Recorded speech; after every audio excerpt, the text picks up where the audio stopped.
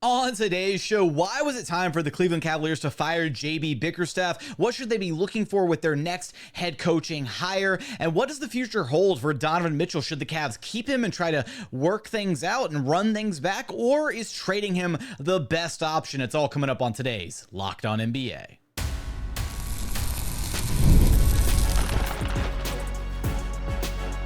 You are Locked On NBA, your daily NBA podcast.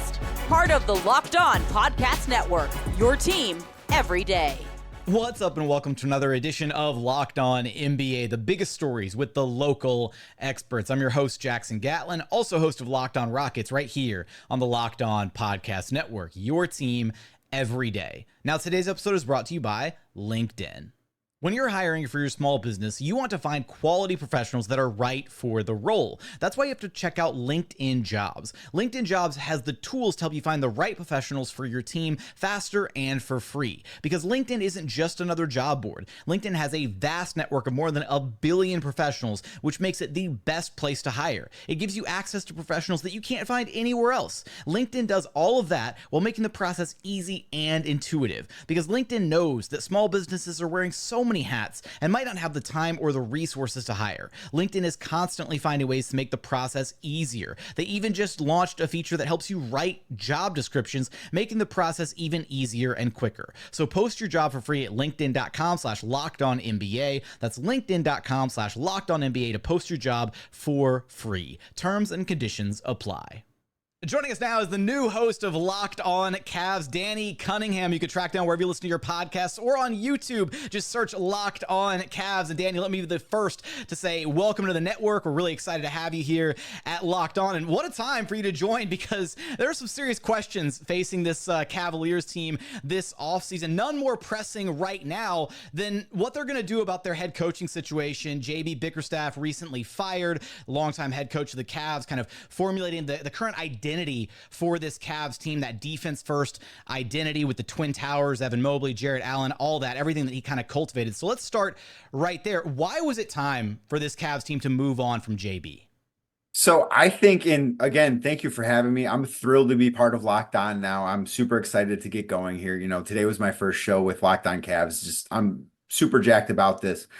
With this opening, I think it was time for a new voice, right? Bickerstaff was the head coach in Cleveland for nearly 5 full seasons. He took over for John Beilein just before the pandemic hit in 2020, took over a really, really bad situation. And I think he got the most out of those groups. The teams that he was hired to coach, I thought he did a really, really good job with.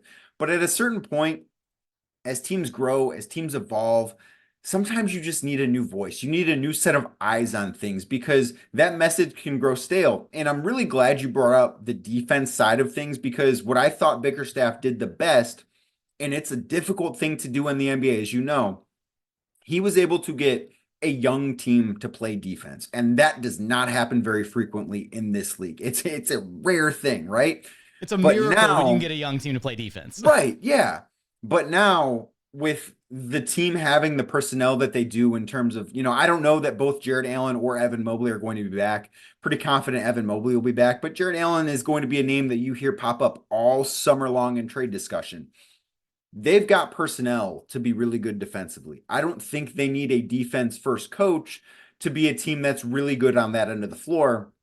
But where I think they've struggled the last couple of years is when push comes to shove, they can't find enough ways to score when it matters the most. And I think that is the biggest reason that you look at as to why the Cavs are searching for a new head coach as we talk. They need somebody that is going to be able to maximize what they can do offensively. And we don't know exactly what the roster is going to look like. I know we're going to talk about Donovan Mitchell. We don't know what the backcourt's going to look like, but we do know they're going to have talent, right? Like, they're not going to be bad. They need to find a way to maximize whatever they have offensively next year and in the foreseeable future, because defensively, they're going to be good no matter what because of who is on the roster.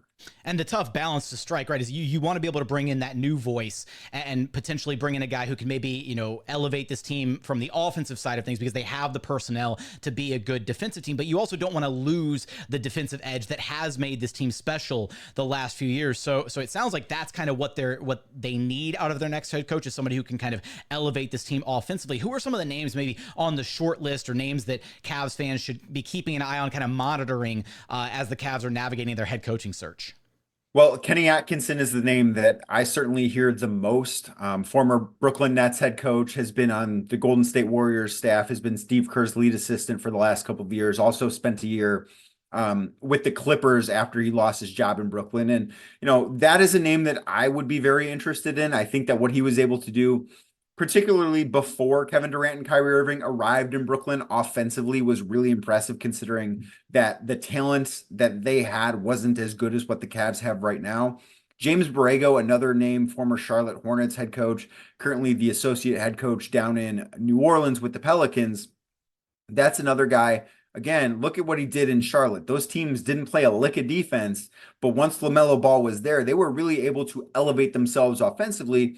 And when you have a younger guard, being good on offense is really a difficult thing to do. And he was able to do that. Another name that you're going to hear a ton about, Chris Quinn. I think a lot of people in Cleveland really are intrigued or enamored with trying to bring Heat culture up a little bit north, right? Like, if you believe in Heat culture, that's your guy. If you don't, it's like, well, he's been an assistant for a long time. And then the other name that we've heard about recently is Johnny Bryant. Bryant, currently an assistant with the Knicks, previously was an assistant with the Utah Jazz. But the thing that is the first sentence that everyone says when his name is brought up is his relationship with Donovan Mitchell is awesome. He is one of the most important people in Donovan's life.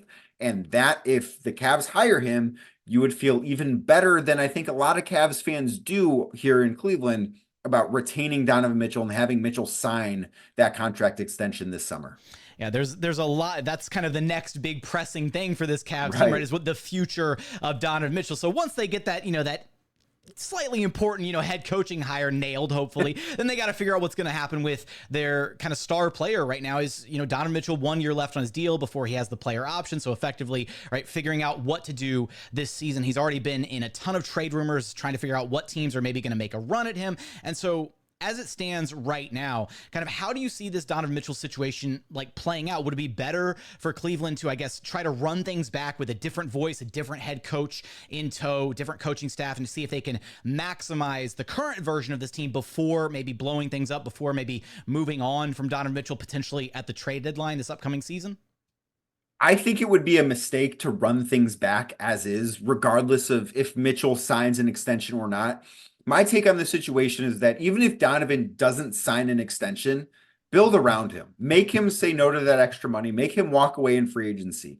I don't think the Cavs are going to get to that point. Like, I do expect Donovan to sign the extension this summer. I've been in that locker room quite a bit over the last couple of years, and I've always felt as if the rumors about this guy wanting out of town have been overblown. It's not to say that he's going to spend the rest of his career on the Cavs, but he's never struck me as someone that's been unhappy to be in Cleveland, unhappy to be a member of the Cavaliers. And I've been around, as I'm sure you have as well, I've been around guys that are not happy to be in their situations. And Donovan has never struck me as that. I think that they should, if he signs the extension, absolutely do this. Even if he doesn't, I would lean towards trying to maximize the roster around Donovan Mitchell.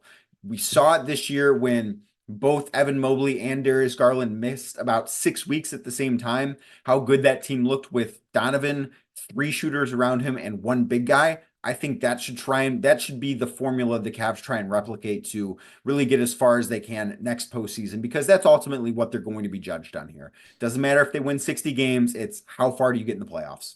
Now, there was a little bit of reporting that seemed to be coming maybe out of Darius Garland's camp that if Donovan Mitchell, if the Cavaliers do choose to stick with Donovan Mitchell long term, that maybe Darius Garland would be a little bit unhappy with that decision. And I remember this reporting kind of coming out of a couple of guys from The Athletic. Do you get the feeling that this is maybe a little bit overblown, or could this potentially be a thing where the Cavs have to choose between one of Donovan Mitchell and Darius Garland? And if that's the case, if they're able to ink that extension with Donovan Mitchell, could we see a Darius Garland trade coming down the pipeline before the season starts? I think we could. I also could see that being a situation where, yes, Darius and his representation might want to see him in a different situation, not because he doesn't like Cleveland, not because he and Donovan don't get along. They do get along, but because it would give him right now. I don't think that Darius Garland is in the situation to maximize his talent. And I think that is something that he and his representation would like to do. And I can't fault anyone for wanting to be the best player they can. And if they feel as if that can't happen in Cleveland, then so be it. I would not be surprised. Would not be the least bit surprised if Darius Garland is on another roster next season. I think there are a lot of intriguing potential landing spots for him. I think that his value is probably a little bit higher than people realize. He's a really good player, even though he had just a terrible season. He had a nightmare of a season due to a lot of different things that were outside of his control. But it would not surprise me if he is on another roster come opening night next October. Who will the Cavaliers ultimately hire as their next head coach? What happens with Donovan Mitchell? And could we see Darius Garland in a different jersey next season? You're going to have us covered for all of that and so much more over at Locked On Cavs. Danny, thanks for stopping by Locked On NBA with me. Thanks so much for having me.